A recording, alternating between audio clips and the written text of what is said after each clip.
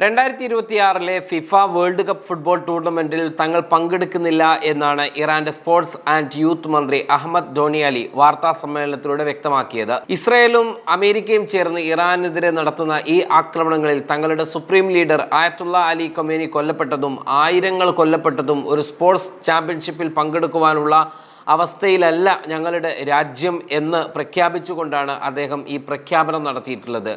ഈ അഴിമതി നിറഞ്ഞ റെജിം അഥവാ അമേരിക്ക നമ്മുടെ നേതാവിനെ വധിച്ചിരിക്കുന്നു. അതിനാൽ ലോകകപ്പിൽ പങ്കെടുക്കാൻ യാതൊരു സാഹചര്യവുമില്ല. നമ്മുടെ കുട്ടികൾ സുരക്ഷിതരല്ല.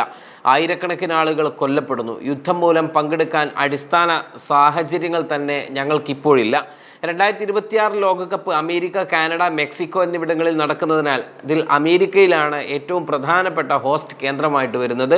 ഈ യുദ്ധ പശ്ചാത്തലത്തിൽ ഇറാൻ ഇവിടെ പങ്കെടുക്കാൻ താല്പര്യപ്പെടുന്നില്ല. ഇത് രാഷ്ട്രീയ സുരക്ഷാപരമായ തീരുമാനമാണ്. ഫിഫയ്ക്ക് ഇതുവരെ ഔദ്യോഗികമായി തങ്ങളുടെ അറിയിപ്പുകളൊന്നും നൽകിയിട്ടില്ല. പക്ഷേ ഇത് ഏറ്റവും ശക്തമായ സൂചനയായി ഞങ്ങൾ മുന്നോട്ട് വെക്കുന്നു. എന്നാൽ ഇറാന്റെ ഏതെങ്കിലും ഫുട്ബോൾ താരങ്ങൾ കൊല്ലപ്പെട്ടോ എന്നത് സംബന്ധിച്ച് ഈ ആക്രമണത്തിൽ ഇതുവരെ ഇല്ല എന്നാണ് അദ്ദേഹം വ്യക്തമാക്കിയത്.